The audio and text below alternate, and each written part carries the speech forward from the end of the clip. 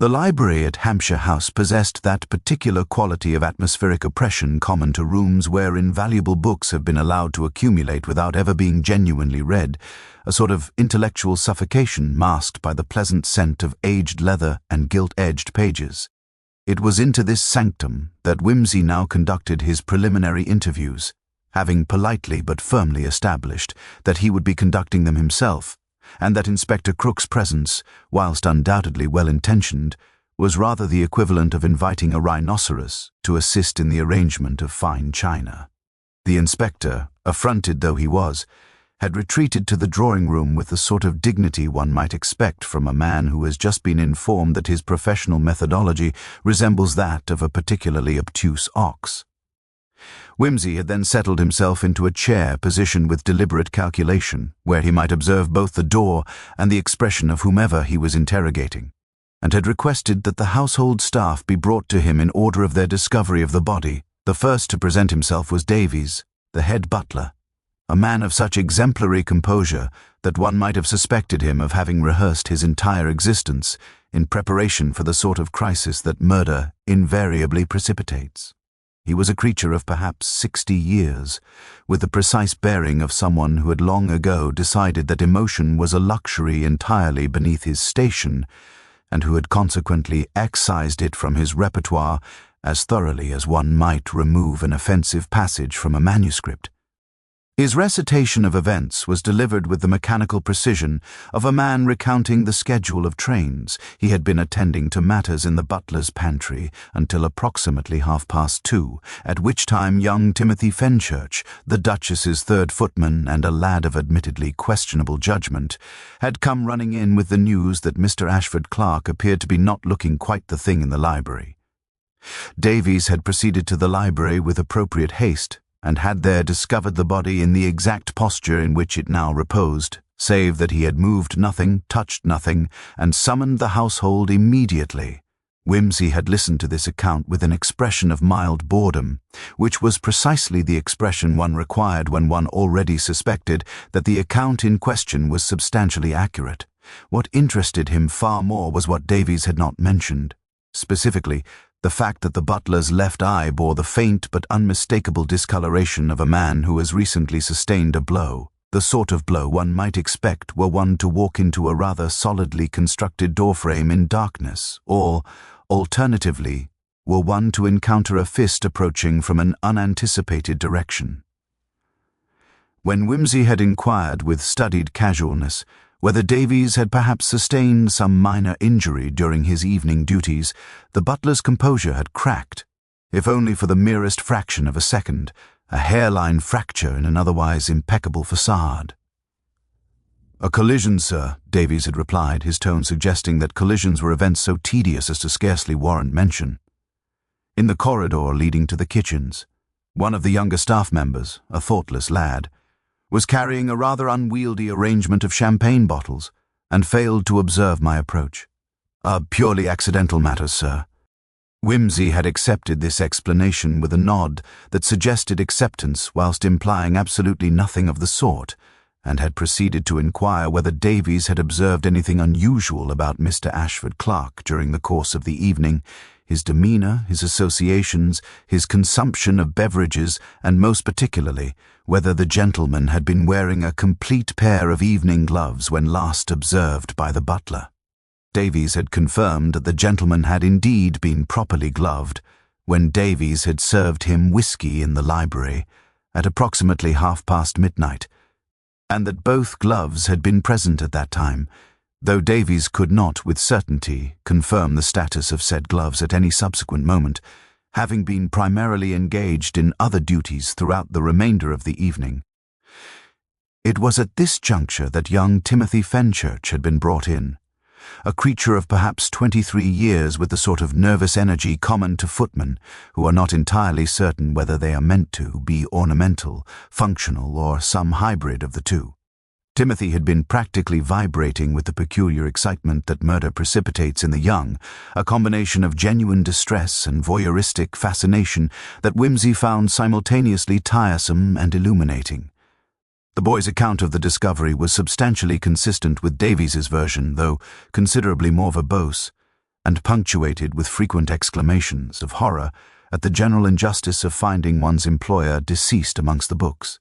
What had captured Whimsy's attention, however, was Timothy's response when asked whether he had observed anyone entering or exiting the library during the period between midnight and 2:30. "There was someone, sir," Timothy had said, his eyes widening slightly at the recollection. "At least I think there was. I was coming down the corridor from the pantry. I'd been sent to fetch additional towels from the linen room, and I saw what I thought was someone in evening dress moving quite quickly toward the library. But when I looked properly, there was no one there, sir. Rather odd, that. I thought perhaps I'd imagined it, what with all the commotion and the shadows from the wall sconces being so peculiar in that corridor. But now that I think of it, there was definitely someone. Or at least, there was the sound of someone, footsteps, very quick and deliberate, and then nothing at all." Whimsy had filed this observation away with the particular satisfaction of a man who has just discovered that the seemingly irrelevant detail is in fact rather explosively relevant indeed.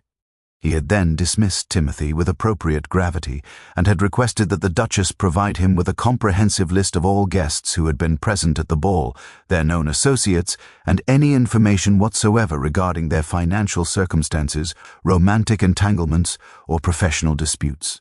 The Duchess, who had long ago learned that objecting to Whimsy's methods resulted in considerably more protracted explanations than simply acceding to his requests, had provided the list with admirable efficiency. And it was whilst perusing this document that Whimsy had noticed something rather peculiar. A name that appeared twice upon the guest register, once in the formal invitations and once in the servant's ledger, noted in the margin as additional domestic assistance for the duration of the ball. The name in question was Miss Eleanor Hartwell, and her presence upon both registers suggested the sort of administrative oversight that would ordinarily merit nothing more than a mental note regarding the Duchess's already overburdened social secretary. However, when Whimsy had inquired, with studied nonchalance, whether Miss Hartwell had been both a guest and a member of the evening's temporary domestic staff, he had observed a rather significant alteration in the Duchess' composure. A hesitation so minute as to escape the notice of anyone less practiced in the observation of human discomfort. The Duchess had explained, with evident reluctance, that Miss Hartwell was indeed a cousin of somewhat reduced circumstances who had been invited to the ball partly out of family obligation, and partly because she had volunteered to assist with certain logistical matters regarding the floral arrangements, thus justifying her presence both as a guest and as a member of the working staff. The arrangement had been, the Duchess insisted, entirely innocuous, merely a practical solution to a familial delicacy.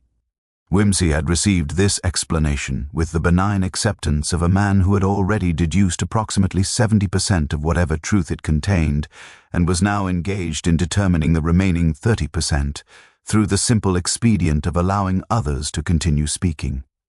He had then inquired whether Miss Hartwell might be located and brought to the library for a brief conversation, an request that had prompted the Duchess to dispatch a maid with considerably more urgency than the simple task of locating a guest would ordinarily warrant.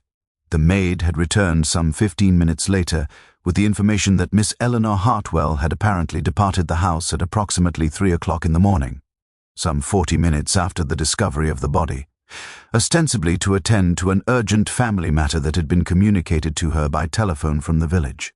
The Duchess had permitted her departure, assuming it to be a matter of genuine necessity, and had subsequently been too preoccupied with the discovery of murder to mar.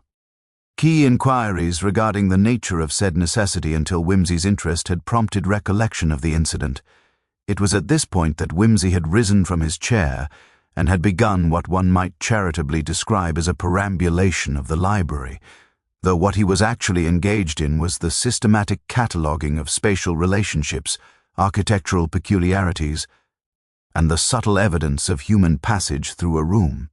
He had observed the precise placement of the furniture, the angle at which the curtains had been drawn, the particular configuration of objects upon the desk, the inkwell positioned 3 inches from where it would ordinarily sit, the blotting paper disturbed in a manner suggesting recent handling, the absence of what ought to have been present. It was this last observation that had caused him to pause and to turn toward the Duchess with an expression of mild inquiry. "The bell pull," Whimsy had said, gesturing toward the wall beside the fireplace. "I observe that it is missing the brass cap that ordinarily surmounts such devices, the small decorative finial that prevents the cord from fraying at its terminus. I wonder whether it might be located somewhere within the room, or whether someone has taken it as a souvenir of this rather ghastly evening." The Duchess had appeared bewildered by this inquiry, but Whimsy had not elaborated, merely returning to his examination of the room with the patient concentration of a scholar pursuing a particularly elusive textual variant. It was during this examination that he had discovered, wedged between the leather binding of a volume by Monsieur Flaubert and its neighbors upon the shelf, a single evening glove, white kid, of the sort one might purchase from any respectable London haberdasher, and bearing upon its interior a monogram embroidered in silver thread, E.H. The discovery had produced I. And Whimsy, an expression of such profound satisfaction as to suggest that he had just located the missing canto of Dante's Inferno, or alternatively, that someone had finally played his preferred recording of Gershwin at the correct tempo. He had extracted the glove with meticulous care and had held it aloft to the lamplight, examining its seams and its interior surface with the concentrated attention of a jeweler evaluating a suspect diamond. There was, he observed to the Duchess, a peculiar stiffness to the material, the sort of stiffness one might expect with a glove to have been recently immersed in a liquid of some adhesive property and subsequently allowed to dry. More significantly, there remained faintly visible upon the interior surface of the palm area a residue of some substance that appeared to have been hastily, if incompletely, wiped away.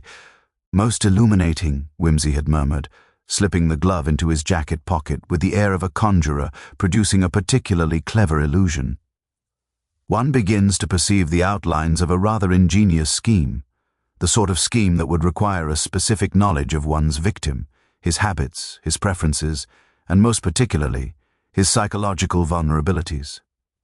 Our unfortunate Mr. Ashford Clark appears to have been selected not merely as a target for murder, but as a particularly suitable target for a murder of a very specific character. And our Miss Eleanor Hartwell, despite her hasty departure and her apparent desire to distance herself from these proceedings, has left us with a rather comprehensive explanation of her activities during the relevant hours." He had then turned to regard the Duchess with an expression combining sympathy and inexorable logic. "I shall require, if you please, the address at which Miss Hartwell is currently residing, and, if possible, some explanation of the nature of her financial circumstances prior to this evening's festivities. I suspect we are about to uncover matters of considerable delicacy involving both inheritance and something even more precious, the sort of thing that prompts otherwise reasonable individuals to contemplate murder with a degree of philosophical certainty that borders upon the alarming." The Duchess's countenance had undergone a transformation, not unlike that which occurs when one discovers that the decorative vase one has admired for years is actually Meissen porcelain, and therefore considerably more valuable than one had previously believed. A combination of gratification and mortification that suggested she had long harbored suspicions regarding Eleanor Hartwell's circumstances, but had lacked either the courage or the inclination to pursue them to their logical conclusion. She had furnished Whimsy with an address in Kensington, a modest boarding house of the sort inhabited by genteel women whose financial circumstances had undergone a regrettable diminution through no fault of their own, and had then provided, with evident reluctance, an account of Eleanor's familial position that illuminated considerably the psychological architecture of the murder with which they were now engaged. Eleanor Hartwell, it transpired, was the daughter of the Duchess's second cousin, the late Colonel Edmund Hartwell, who had expired some 7 years previous whilst serving with distinction in India, leaving behind a widow of considerable charm but negligible economic acumen, and a daughter possessed of intelligence but no marketable skills beyond a facility for languages and a rather exceptional talent for embroidery. The widow had subsequently passed away during the influenza outbreak of 1918, at which point Eleanor had become dependent upon the charity of her more prosperous relations, existing in that twilight realm inhabited by educated women, who possess neither fortune nor marriage prospects, and therefore find themselves perpetually positioned as supplicants at the tables of their wealthier kinfolk. It was, the Duchess explained, precisely the sort of situation that bred resentment, not the obvious dramatic resentment of the passionate temperament, but rather the slow-burning, all-consuming resentment of the intelligent individual who recognizes her own capabilities and simultaneously recognizes society's absolute refusal to acknowledge them as possessing any genuine value. And Mr. Ashford Clarke's connection to this family situation? Wimsey had inquired, though his tone suggested he had already deduced the answer with his customary precision.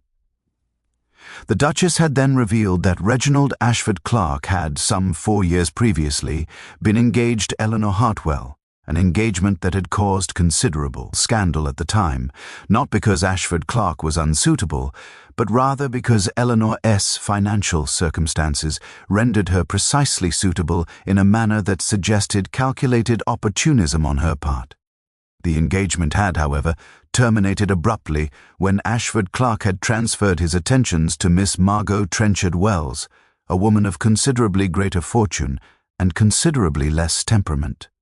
The breaking of the engagement had been conducted with a coldness that suggested Ashford Clarke had taken a calculated assessment of Eleanor's circumstances and had concluded that the acquisition of a wealthier bride superseded any lingering affection for his previous betrothed. Eleanor had accepted this termination with apparent equanimity, though the Duchess had observed a certain brittleness in her demeanor following the incident, a quality suggestive of anger maintained at considerable psychological cost. Wimsey had received this intelligence with a thoughtful expressi. Arnand had subsequently settled himself into the library's most comfortable chair, where he had remained motionless for a period of approximately 10 minutes, whilst seemingly engaged in contemplation of the ceiling's decorative plasterwork. When he had finally resumed movement, it was with the manner of a man who has completed a complex calculation and arrived at a conclusion that both satisfied and troubled him. He had requested that the Duchess arrange for a telegram to be dispatched to the address in Kensington, informing Miss Eleanor Hartwell that Lord Peter Wimsey would be requiring her presence at Hampshire House by early evening to assist in certain matters of clarification pertaining to the previous night's unfortunate incident. The message, he had specified with considerable care, was to be phrased in terms that suggested his interest was purely technical and bore no implications of accusation, a delicate balance that required the sort of precision language that separates a friendly invitation from a summons to the gallows. The remainder of the day had been occupied by Wimsey in conducting what Inspector Crook had dismissively termed idle conversations with servants, but which were in fact systematic interrogations, conducted with such apparent casualness as to render the subjects entirely unaware that they were being interrogated at all. He had inquired of the housemaid regarding the precise configuration of the curtains in the library, had discussed with the cook the specific details of the evening's menu, had examined with the groundskeeper the status of the estate's various locks and windows. Each conversation had appeared to be motivated by nothing more than dilettante curiosity, yet each had served to construct a comprehensive picture of the house's physical reality during the hours relevant to the murder. By the time Eleanor Hartwell's telegram had arrived, confirming her arrival on the 6:15 train from London, Wimsey possessed a timeline so precise that it could have been etched upon metal with perfect accuracy. The arrival itself had proved revealing. Eleanor had descended from the carriage with the bearing of a woman confronting a firing squad with chin elevated and shoulders squared, the posture adopted by those who have resolved to face their doom with dignity, if not genuine confidence. She was, Wimsey observed, a woman of perhaps 30 years, with the sort of features that suggested substantial intelligence struggling against the limitations imposed by a subordinate social position. Her eyes possessed that particular quality of strain common to individuals who have maintained emotional control for so extended a period that the muscles responsible for expression had begun to atrophy from disuse. When Wimsey had greeted her in the hall with his customary blend of charm and inscrutability, She had regarded him with an expression that oscillated between hope and desperation, the expression of one who has not yet determined whether this aristocratic stranger represented salvation or condemnation. "Miss Hartwell," Whimsy had said, his tone suggesting nothing more consequential than greeting an acquaintance at a garden party. "How very kind of you to respond so promptly to our summons. I confess, I require your assistance in resolving a matter of considerable technical interest, specifically your expert opinion regarding the mechanisms by which one might, under certain circumstances, ensure that a particular individual's death would appear to result from the consumption of a poison that said individual had not, in fact, consumed at all." Eleanor Hartwell's response to this observation had been immediate, and in its very immediacy, revelatory. A sharp intake of breath, a momentary loss of color in the cheeks, and paused significantly, a brief flicker of something that might have been recognition passing through her eyes like a shadow across still water. She had recovered her composure with admirable swiftness, but not with sufficient rapidity to escape Whimsy's notice, and he had gestured toward the drawing room with the air of a man inviting a colleague to examine a particularly interesting scientific specimen. The two had settled themselves in chairs positioned at an angle conducive to conversation, whilst simultaneously maintaining a distance appropriate to the circumstances, and Whimsy had commenced what might have appeared to an observer as nothing more than an idle disquisition on the properties of various poisons and the methods by which forensic science might differentiate between a genuine poisoning and a staged facsimile thereof. "You see," Whimsy had explained, his tone maintaining that peculiar blend of pedantry and menace that characterized his more acute investigations, "the fundamental difficulty in convincing a medical examiner that poison has been consumed by the victim through the ordinary channels is that poison, being poison, tends to exhibit certain immutable chemical properties. Should one place strychnine in a whiskey decanter, for instance, the strychnine remains strychnine, detectable, identifiable, and ultimately impossible to disguise. However, should one possess both the knowledge of chemistry and the intimate familiarity with a particular individual's physiology that only someone of considerable proximity could acquire, one might consider an alternative approach entirely. One might, for example, concentrate one's efforts not upon the consuming of poison, but upon the creating of the appearance of having consumed poison, a rather different matter entirely, and one requiring considerably more sophistication than the average murderer seems capable of musteri." Eleanor had listened to this exposition with the rigid posture of one seated upon a chair composed of metaphorical coals, her hands folded in her lap with a precision that suggested they were being held in restraint against considerable internal pressure. Whimsy had continued, with apparent obliviousness to her distress, to elaborate upon his theoretical framework. "Consider the remarkable properties of certain botanical compounds," he had said, rising from his chair and beginning to perambulate in that manner which suggested he was simultaneously thinking aloud and delivering a lecture to an imaginary audience. "Ricin, for instance, produces symptoms virtually indistinguishable from acute poisoning. Violent gastrointestinal distress, respiratory difficulties, eventual cessation of cardiac function. However, ricin requires direct introduction into the bloodstream to produce instantaneous effects. Dermal application, or consumption through ordinary gastric channels, results in a considerably more protracted decline. A clever individual, someone versed in chemistry, or perhaps in the manufacture of pharmaceuticals or cosmetics, might consider employing a substance that could be introduced through dermal absorption, particularly if that substance had been carefully selected to produce symptoms identical to those of poisoning through a more conventional route." At this juncture, Eleanor had risen abruptly from her chair, her carefully maintained composure fracturing like ice beneath the spring thaw.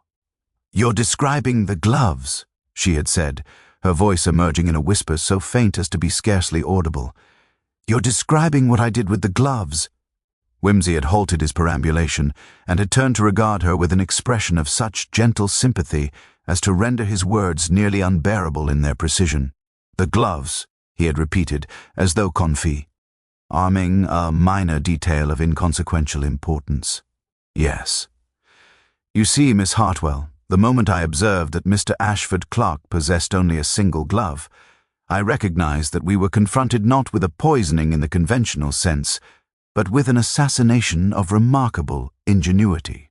You had prepared a pair of evening gloves, matching, indistinguishable from any other pair of white kid gloves one might purchase for a formal occasion, by treating them with a substance that would, when absorbed through the skin in sufficient quantities, produce precisely the symptoms attributed to poisoning. Cyanide, perhaps, in a diluted form capable of diffusing through the leather, or alternatively, some derivative of ricin rendered capable of dermal absorption through the addition of a suitable solvent.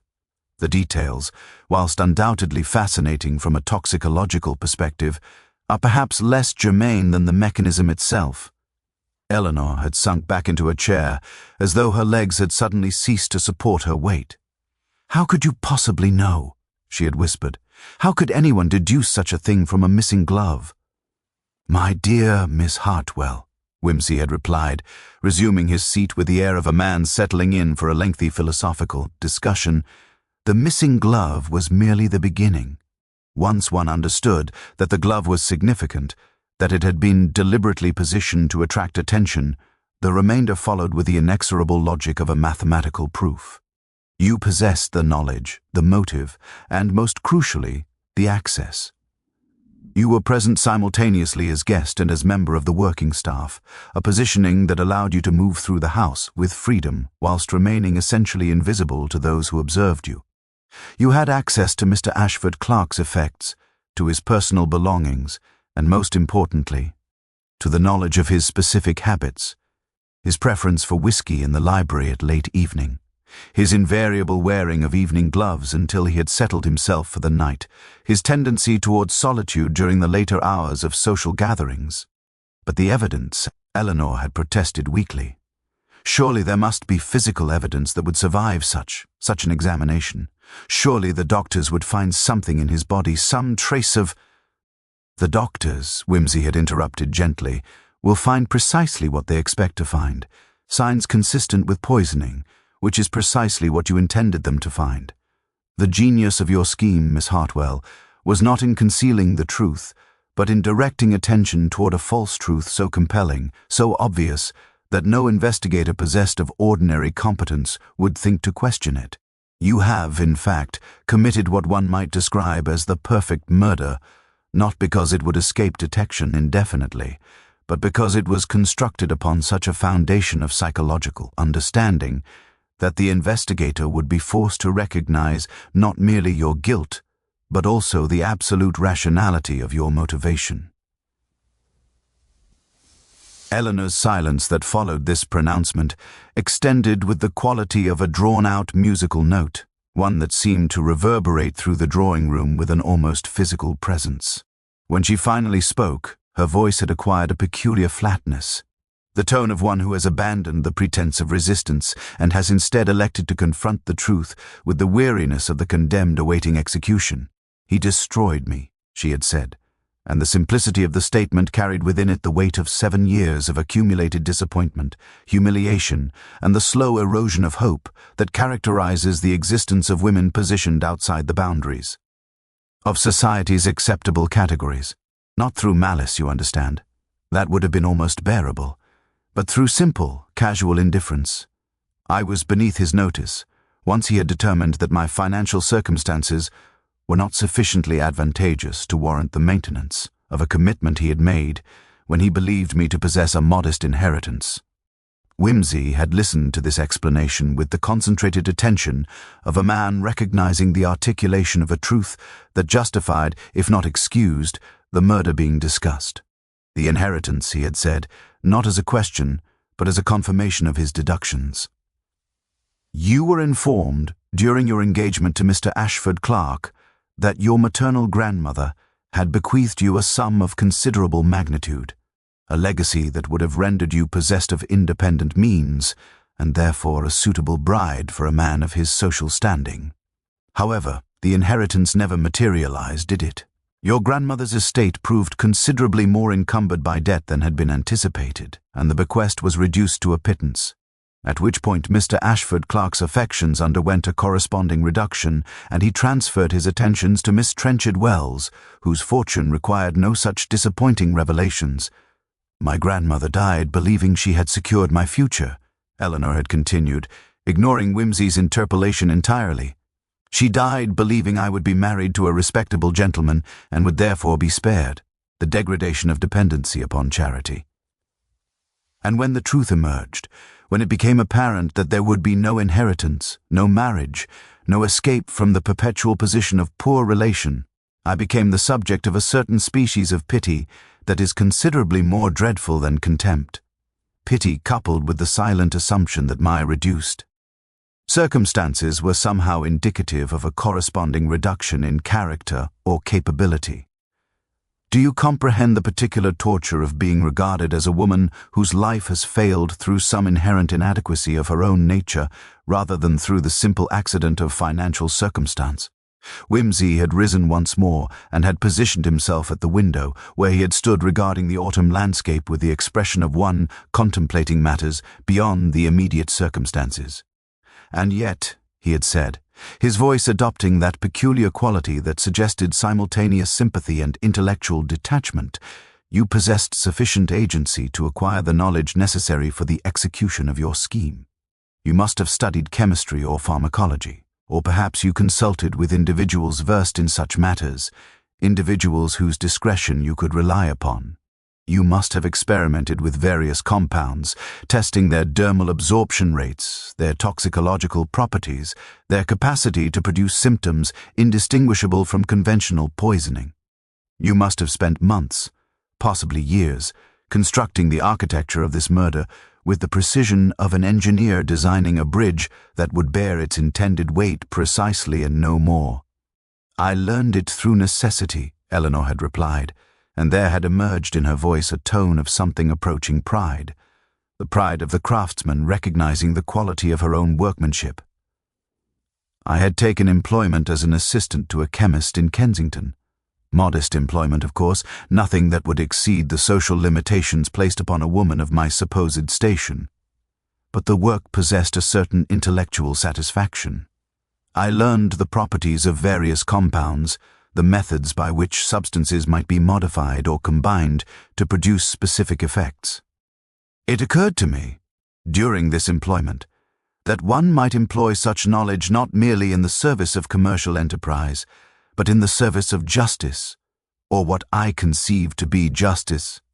Justice, Whimsy had repeated, and there had emerged in his tone a quality of irony so acute as to render the word itself almost unrecognizable. How very convenient that the particular manifestation of justice you had selected required the death of the specific individual who had caused you such injury. One might almost suspect that the motivation was somewhat less elevated than the terminology suggests. Eleanor had not responded to this observation directly, but had instead risen from her chair and had begun to walk toward the window where Whimsy stood. When I learned that he was to attend the ball, she had said quietly, I recognized that Providence had presented me with the opportunity I had been constructing for 3 years, the opportunity to demonstrate that his casual cruelty, his dismissal of me as though I were a domestic servant whose feelings were of no consequence, his substitution of me for a woman whose primary qualification was her possession of capital, that such conduct possessed consequences. I prepared the gloves with meticulous care. I ensured that he would wear them. I watched as the compound began its work, as the symptoms manifested, as he died believing himself to be the victim of a poisoning that I had not, in any conventional sense, inflicted. And now? Whimsy had inquired, turning to regard her directly. Now that the architecture of your murder has been perceived and articulated by someone possessed of sufficient knowledge to interpret its details, what do you anticipate will occur? I anticipate, Eleanor had said with a calmness that suggested she had long contemplated this precise moment, that you will inform the constabulary of my guilt, and that I will subsequently be prosecuted for murder, and will almost certainly be sentenced to death. I do not regret my actions, Lord Peter. I regret only that I was not sufficiently clever to ensure that they remained undiscovered.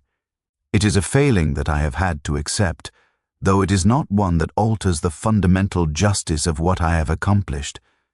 Whimsy had remained silent for an extended period, during which the only audible sound within the drawing-room had been the distant ticking of the mantelpiece clock, that mechanical punctuation of temporal passage that renders all human endeavor either momentous or insignificant, depending entirely upon one's philosophical disposition.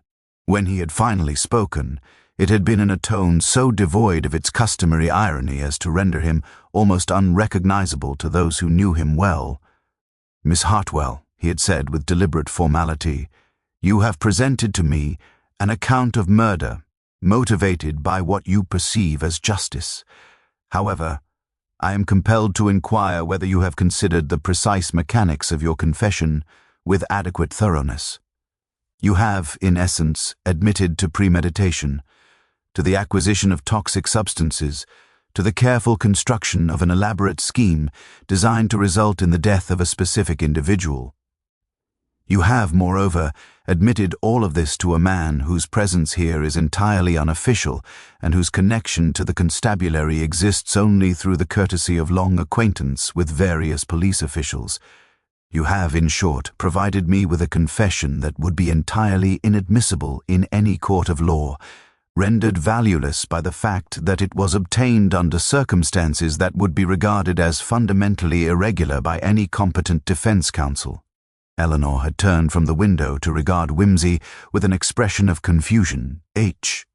had suggested his words had penetrated some protective barrier she had erected, and had struck against the fundamental architecture of her understanding.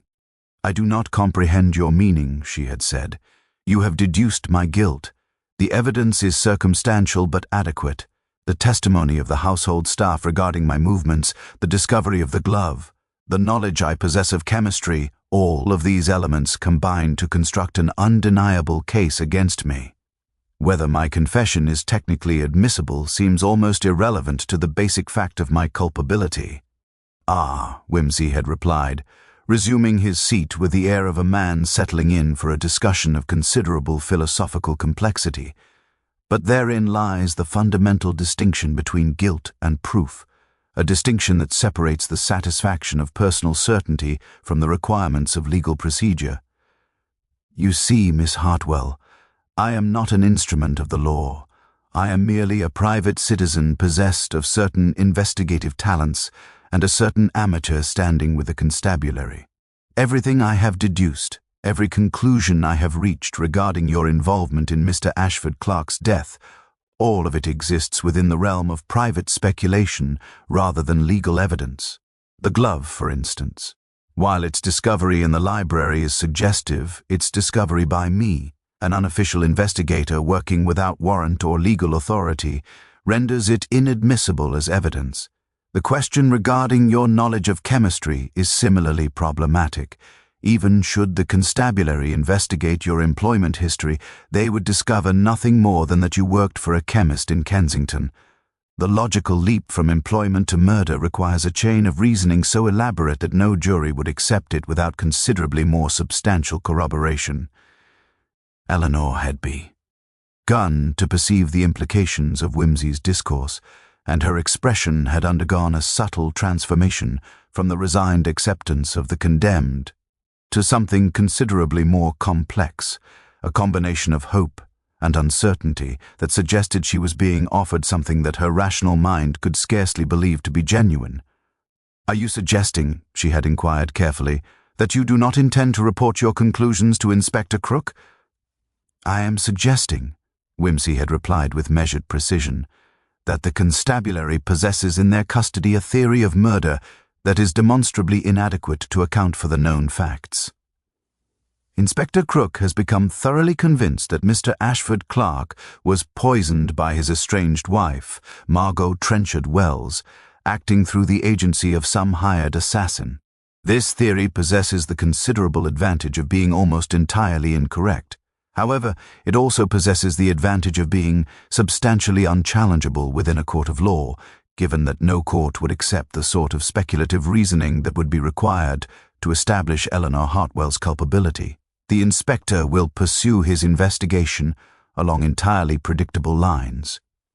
He will attempt to establish a connection between Margot Trenchard Wells and various unsavory individuals. He will fail. The case will eventually be dismissed for want of sufficient evidence. Justice, in its legal sense, will have failed entirely to materialize.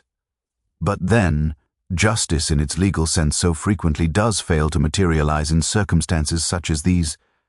"You are offering me," Eleanor had said slowly, as though testing each word for its capacity to sustain the weight of meaning she was attempting to place upon it, "the opportunity to escape legal prosecution for a murder I have deliberately committed. You are offering me, in esse, NCE, freedom purchased through the incompetence of the constabulary and your own refusal to supplement that incompetence with evidence that you possess." "I am offering you," Whimsy had corrected gently, "nothing whatsoever. What I am doing is declining to offer the constabulary evidence that they are not technically entitled to receive, and that would be inadmissible in any court proceeding. I am, in effect, permitting the investigation to follow its natural course toward its inevitable conclusion, which is to say, no conclusion at all. What you do with that permission, how you conduct yourself in the subsequent years of your existence, what psychological reckoning you maintain with yourself regarding the murder you have committed, all of that remains entirely within your own jurisdiction. I am merely declining to be the instrument through which society exacts vengeance upon you for having committed an act that society would never, under any circumstances, regard as justifiable." Eleanor had moved toward a chair and had seated herself with the careful deliberation of one whose internal geography had undergone a fundamental reorientation. "Why?" she had asked simply. "Why would you extend such mercy to someone you have determined to be a murderer?" Whimsy had smiled, that particular smile which suggested simultaneous amusement and profound melancholy, and had composed his response with the care one might employ in constructing a particularly delicate sentence in a foreign language.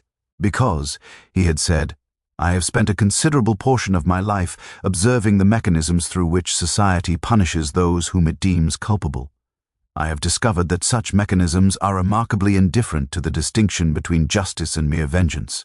They grind forward with the implacability of natural forces, destroying without comprehension, punishing without understanding. In your case, Miss Hartwell, I have determined that the murder you committed, while objectively unjustifiable through any legitimate legal framework, was motivated by a species of desperation and humiliation that renders simple moral condemnation somewhat inadequate to the circumstances." The silence that succeeded this declaration had possessed the quality of a held breath, that peculiar suspension of temporal progression that occurs when an individual confronts a truth so fundamentally transformative as to render all prior understanding obsolete. Eleanor had sat motionless in her chair, her hands folded in her lap, with the rigid precision of one engaged in the suppression of powerful emotion through the application of physical discipline. When she had finally spoken, her voice had emerged barely above a whisper, yet possessed of a crystalline clarity that suggested each word had been examined with meticulous care before articulation. "You are proposing," she had said, "that I should simply depart from this house and resume my existence as though I had not committed murder, that I should walk back into the world knowing that you possess comprehensive knowledge of my guilt, and that I should live beneath the perpetual shadow of that knowledge, knowing that at any moment you might choose to alter your disposition and reveal everything to the constabulary." "I am proposing nothing whatsoever," Whimsy had replied with a firmness that suggested he was correcting a fundamental misinterpretation. "I am merely observing that certain courses of action are available to you, and that the consequences of those courses of action are subject to your own determination. Should you choose to depart Hampshire House and resume your existence in Kensington, you will do so with the knowledge that your secret remains secure. Provided you conduct yourself with adequate discretion. Should you choose, alternatively, to present yourself to Inspector Crook and confess to the crime, you will do so with the knowledge that such confession will almost certainly result in your prosecution and probable execution. The choice, as I have stated, remains entirely within your own jurisdiction. I am merely declining to make that choice for you through the mechanism of legal denunciation." Eleanor had risen from her chair and had begun to perambulate the drawing room in a manner that suggested her internal state was undergoing some form of seismic reorganization. "But surely," she had protested, "there is a fundamental inadequacy to this arrangement. You would be permitting a murderer to escape legal consequences. You would be, in essence, becoming complicit in the subversion of justice through the mechanism of your refusal to report evidence of guilt." "Justice," Whimsy had repeated, and there had emerged in his tone a quality of sardonic amusement. "Miss Hartwell, I would urge you to abandon the notion that you possess any comprehensive understanding of what justice might entail. Justice, in its abstract sense, is an ideal that bears precious little resemblance to the specific machinery through which it is allegedly administered. The courts concern themselves with procedure, with precedent, with the technical admissibility of evidence. They concern themselves remarkably little with the distinction between genuine culpability and the mere legal capacity to prove guilt beyond reasonable doubt.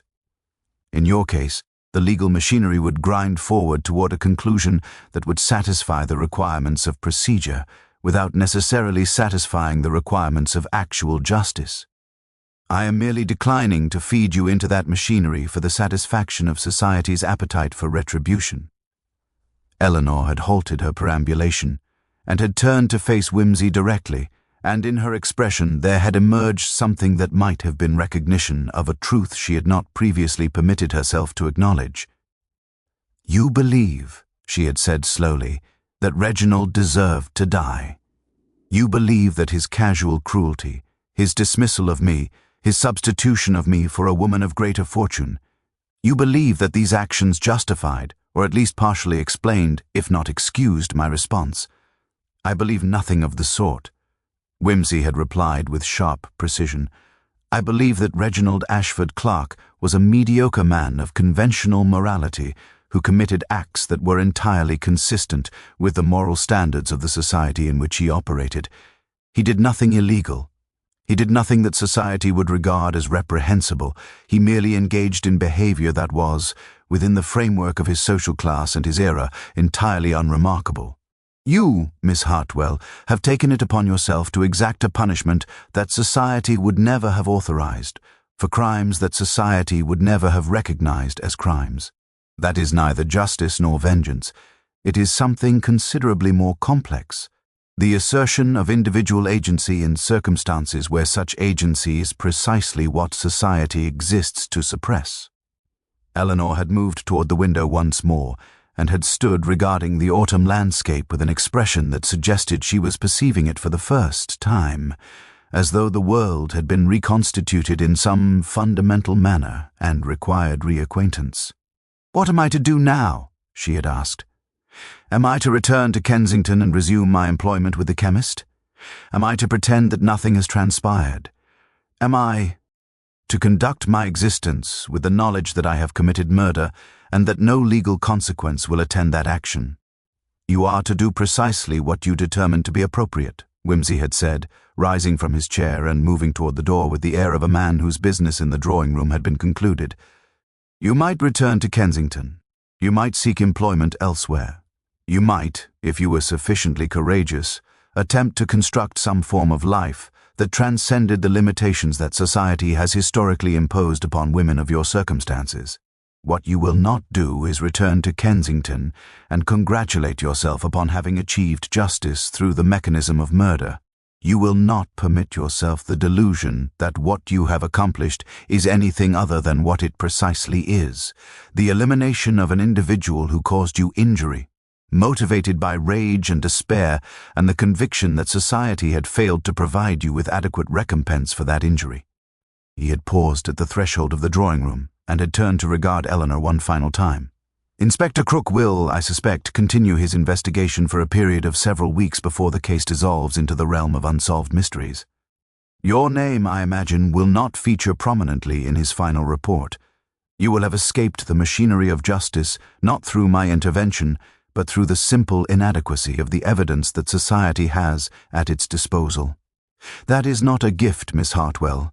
That is merely the consequence of living in a world where proof and guilt remain perpetually distinct phenomena. What you do with that distinction remains entirely within your own determination. Eleanor Hartwell had departed Hampshire House on the evening train to London, her small travelling case containing nothing more than the modest wardrobe of a woman of reduced circumstances and the knowledge that she had been offered, and had accepted, a form of clemency that was neither legal nor moral, but rather something occupying the liminal space between private ethics and public law.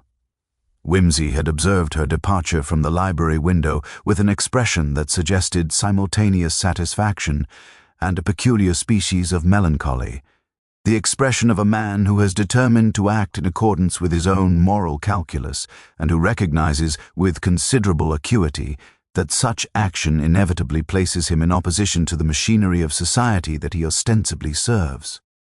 The question of whether Eleanor would subsequently prove worthy of the mercy he had extended remained, of course, entirely beyond his capacity to predict or control.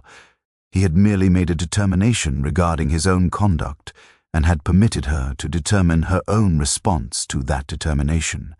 Whether that response would result in genuine reform or merely in the suppression of outward manifestation of her guilt was a matter that would remain forever outside the boundaries of his knowledge. Inspector Crook, in the interim, had continued his investigation along the entirely predictable lines that Whimsy had anticipated. He had interviewed Margot Trenchard-Wells through the intermediary of the Monte Carlo constabulary, had established that she possessed no credible motive for murdering her estranged husband, the matrimonial settlement having been conducted with sufficient generosity that her financial situation had undergone considerable improvement through the termination of the marriage. He had pursued inquiries regarding various criminal elements allegedly connected to the Trenchard-Wells family, had discovered nothing that could reasonably connect any such elements to the specific crime in question. By early December, the investigation had begun to acquire that particular quality of exhaustion common to cases wherein initial promising leads have dissolved into vagueness, and the investigative machinery has ground to a halt for want of substantive evidence.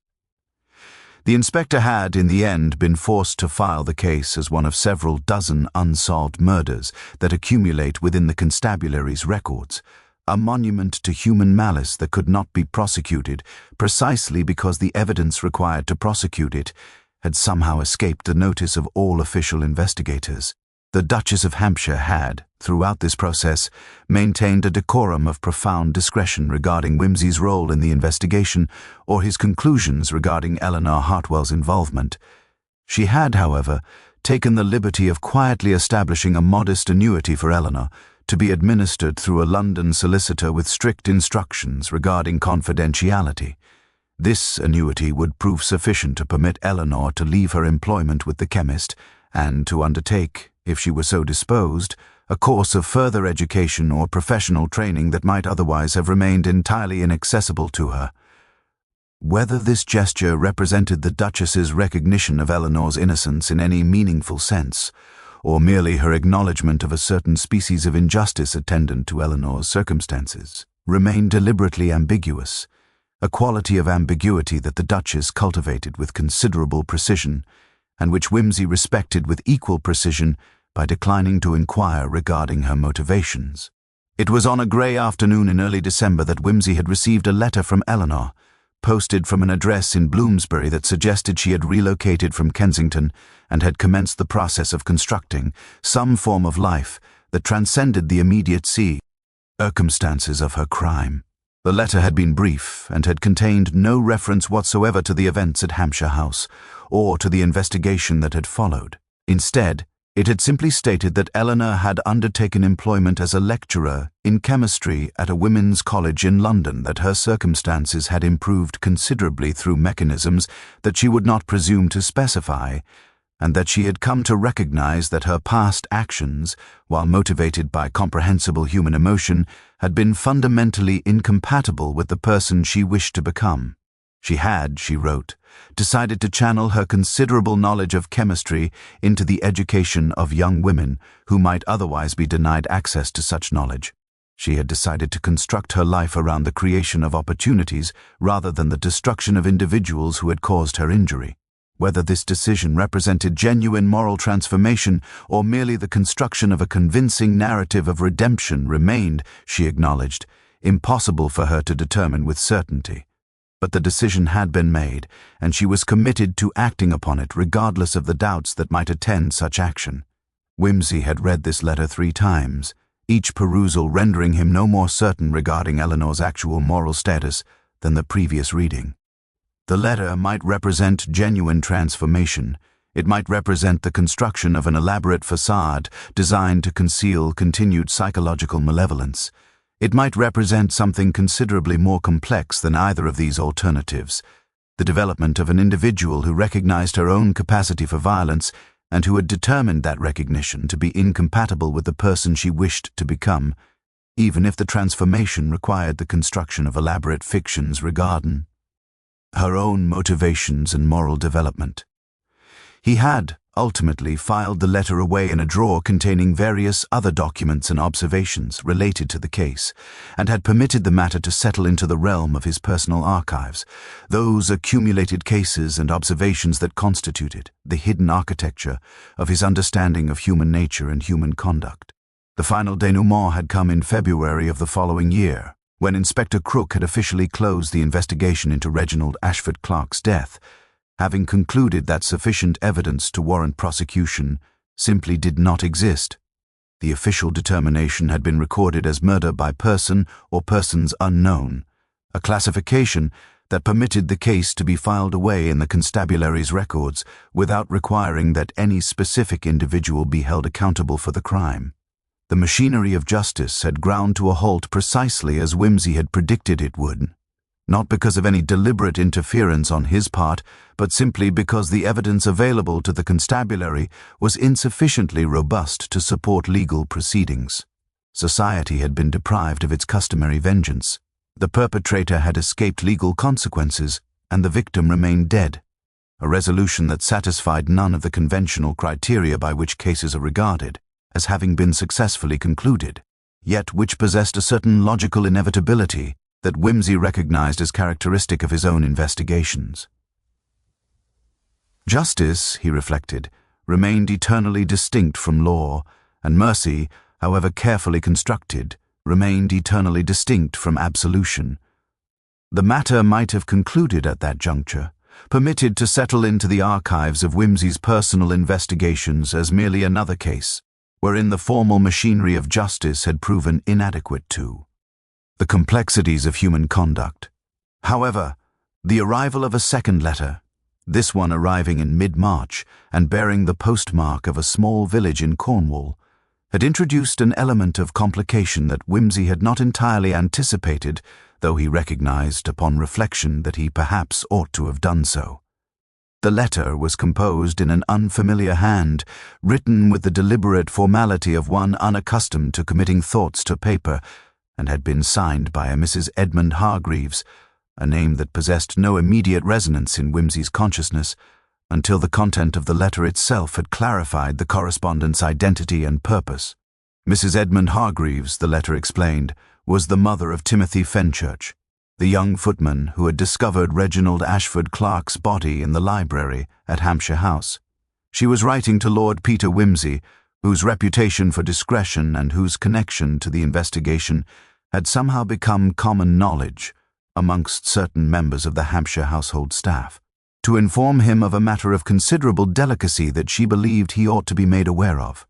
Her son Timothy, she explained, had been troubled since the evening of the murder by a matter of conscience that had prevented him from presenting his complete account of events to the constabulary. She had, after considerable maternal persuasion, convinced Timothy to disclose to her the nature of this matter of conscience, and she had subsequently determined that Lord Peter Wimsey was the appropriate recipient of this disclosure. Timothy, it transpired, had observed something during the evening of the ball that he had been deliberately instructed to conceal by someone in a position of authority over him, and had subsequently maintained his silence regarding this observation out of a combination of fear and deference to the authority. However, The passage of time and the closure of the official investigation had prompted him to reconsider the appropriateness of his continued silence. Whimsy had read this letter with the careful attention one might apply to a piece of music composed in an unfamiliar key, the sort of attention that recognizes the fundamental coherence of the composition, whilst acknowledging that one's initial interpretations might prove inadequate to the full complexity of the structure. He had immediately arranged, through channels that permitted a degree of discretion, for Timothy Fenchurch to be summoned to London for a discreet conversation regarding whatever matter of conscience had troubled him since the evening of the murder. The young footman had arrived at Whimsy's flat in Piccadilly with the nervous demeanour of one confronting an authority figure possessed of considerably greater power and considerably greater knowledge than himself, and had been seated in Whimsy's study with a glass of sherry that Timothy had scarcely touched throughout the course of their subsequent conversation. "You observed something," Whimsy had said without preamble, adopting that particular tone that suggested he already possessed comprehensive knowledge of whatever Timothy was about to disclose, and was merely permitting the boy the courtesy of articulating it himself. "Something regarding the movements of individuals within the house during the hours preceding the discovery of Mr. Ashford Clark's body. Something that you were instructed to conceal from the constabulary. I wonder whether you might be inclined to share that observation with me, given that the official investigation has now been concluded and the question of legal consequences has become somewhat moot." Timothy had struggled visibly with his internal conflict between deference to authority and the desire to unburden him, of a secret that had apparently weighed considerably upon his conscience. "It was Mr. Davies," he had finally said, the words emerging with the quality of a confession extracted, through considerable internal struggle. "The head butler. He came to me the morning after the murder, before the constabulary had arrived, and he instructed me. He was quite firm about it, sir, very clear that I was to say nothing. He instructed me to tell the constabulary that I had seen someone moving quickly toward the library, but that I had not been able to identify who that someone was. He said it was important, sir, that I provide that detail without elaborating upon it, without offering any information that might identify the person I had observed." Whimsy had listened to this disclosure with an expression that suggested he was simultaneously surprised and entirely unsurprised, a quality of contradictory reaction that characterized many of his responses to information that confirmed his suspicions while simultaneously introducing new dimensions to the investigation. "And did you observe someone moving toward the library?" he had inquired. "Or did Mr. Davies instruct you to fabricate this observation entirely?" "I did see someone," Timothy had replied, his nervousness diminishing slightly as he settled into the narrative of disclosure. "I saw Miss Hartwell moving toward the library carrying what appeared to be a white package of some sort. It was approximately 1 o'clock in the morning. She appeared to be moving with considerable purpose, as though she knew precisely where she was going and what she intended to accomplish. I thought at the time that it was rather unusual, that I ought to mention it to someone. But then Mr. Davies came to me and explained that Miss Hartwell had requested that her presence in that location be kept confidential, and that it would be considerably less complicated for everyone involved if I simply provided the constabulary with the observation regarding a person moving toward the library without specifying precisely which person I had observed. The implications of this disclosure had been sufficiently complex as to require a period of silence, during which Whimsy had processed the information and had begun to reconstruct his understanding of the events that had preceded Ashford Clark's death. Davies, the head butler, a man whose composure Whimsy had initially interpreted as indicative of innocence, had been aware of Eleanor's movements. Davies, moreover, had taken deliberate action to protect Eleanor's identity from the constabulary, had coached Timothy to provide misleading testimony that would suggest suspicious activity without identifying the individual engaged in that activity. Why would Davies, a servant of impeccable reputation, and apparently no connection to Eleanor Hartwell beyond their mutual employment in the Hampshire household, take such action on Eleanor's behalf? What possible motive could he possess for deliberately obstructing a murder investigation? "Mr. Davies instructed you to conceal the identity of the person you observed," Whimsy had repeated, allowing the implications of this statement to settle into the structure of the investigation like a stone dropped into still water, generating ripples that extended outward in unexpected directions. Did he explain his reasoning for this instruction? Did he offer any justification for asking you to mislead the constabulary regarding a matter so significant as a murder investigation? Timothy had shaken his head slowly. He merely said, "Sir, that there were circumstances of which I was ignorant that made such concealment advisable. He said that justice, he used that precise word, sir, justice, would not be served by my providing information that would place me, S.S. Hartwell, in the position of the primary suspect. He said that sometimes the apparatus of law fails to distinguish adequately between guilt and circumstances, and that a servant in his position could occasionally serve justice more effectively by remaining silent than by speaking." Whimsy had dismissed Timothy with appropriate expressions of gratitude and had spent the subsequent hours engaged in the reconstruction of a narrative that had heretofore remained incomplete. Davies, the head butler, a man whose eye bore the mark of a blow sustained during the evening in question, had possessed knowledge of Eleanor's activities and had taken deliberate action to obscure that knowledge from the constabulary. The blow to Davies's eye acquired, in this new light, a significance that it had not previously possessed.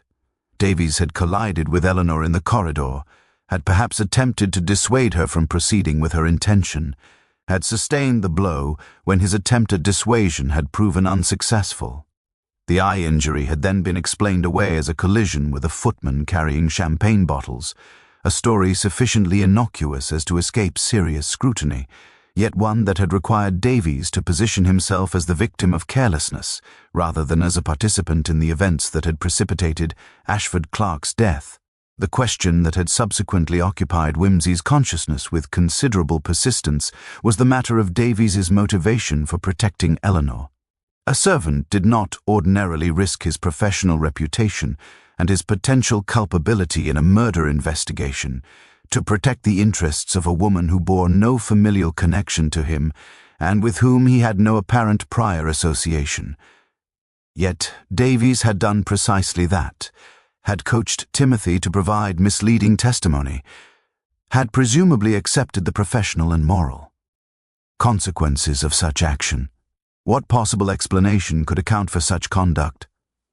The answer, when it had finally coalesced within Whimsy's consciousness, had been sufficiently elegant in its simplicity as to render him simultaneously impressed and profoundly melancholic regarding the psychology that had motivated it. Davies, Whimsy had determined through discreet inquiries into the butler's background, had lost a daughter some 15 years previously, a daughter of approximately Eleanor's age, who had found herself in circumstances not dissimilar to Eleanor's own. The daughter had been engaged to a gentleman of inferior character who had terminated the engagement when the discovery had been made that the anticipated inheritance would not materialize. The daughter had subsequently taken her own life, a tragedy that had fundamentally altered Davies's understanding of the relationship between legal justice and human suffering. Davies had, in effect, recognized in Eleanor's situation an echo of his own daughter's plight, and had determined that were Eleanor to be prosecuted and executed for the crime she had committed, a second tragedy would have been added to the ledger of human suffering that society perpetually accumulates through its indifference to the desperation that motivates crime.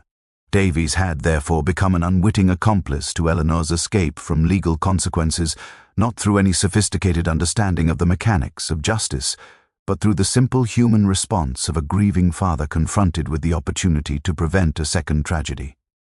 He had not known, when he had instructed Timothy to remain silent, that Whimsy would subsequently deduce Eleanor's guilt through alternative means. He had merely known that he could not permit Eleanor to be prosecuted for an act that he understood, through the lens of his own tragedy, to be comprehensible, if not justifiable. It was with this understanding that Whimsy had subsequently arranged a discreet meeting with Davies in the library of Hampshire House, a location that possessed a certain poetic significance, given its role in precipitating the sequence of events that had culminated in such complex manifestations of human conscience and human mercy.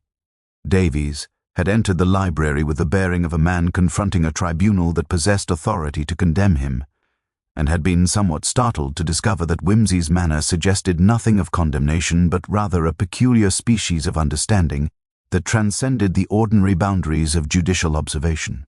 "You protected her," Whimsy had said simply, without preamble or elaboration. "You recognized in her situation the circumstances that had led to your daughter's death, and you determined that you could not permit the machinery of justice to grind forward toward a conclusion that would have resulted in another tragedy.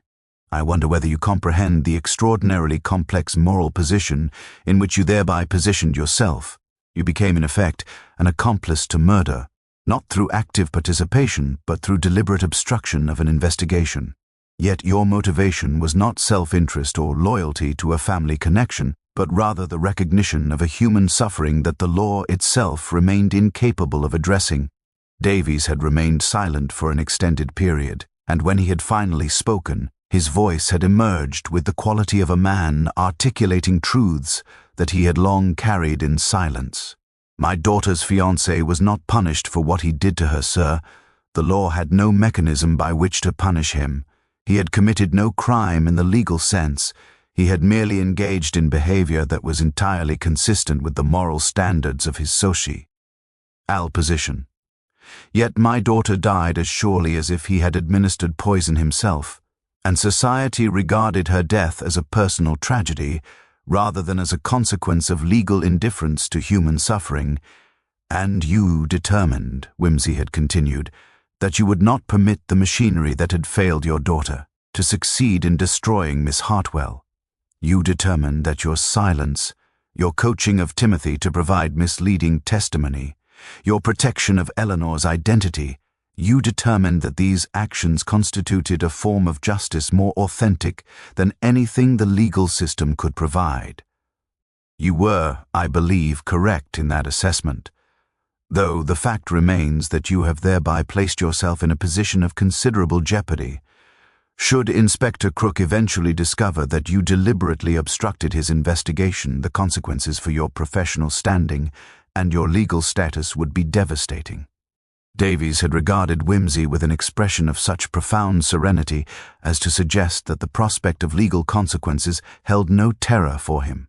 "I have lived with considerably more devastating consequences for 15 years, sir. The knowledge that my daughter died whilst society remained indifferent to the circumstances of her death, that is a consequence that exceeds anything the constabulary might impose upon me." Whimsy had nodded slowly, and had then extended his hand to Davies in a gesture that suggested recognition not merely of the butler's conduct, but of the integrity that had motivated it. "I shall not be reporting your deliberate obstruction of the investigation to the constabulary, Davies. You have, in effect, earned the same clemency that I extended to Miss Hartwell, not because your actions are legally justifiable, but because they represent a species of moral courage that transcends the ordinary boundaries of legal obligation. Go forward with the knowledge that you have acted according to the dictates of your own conscience, and that conscience appears to me to be considerably more reliable than the mechanisms through which society ordinarily administers justice."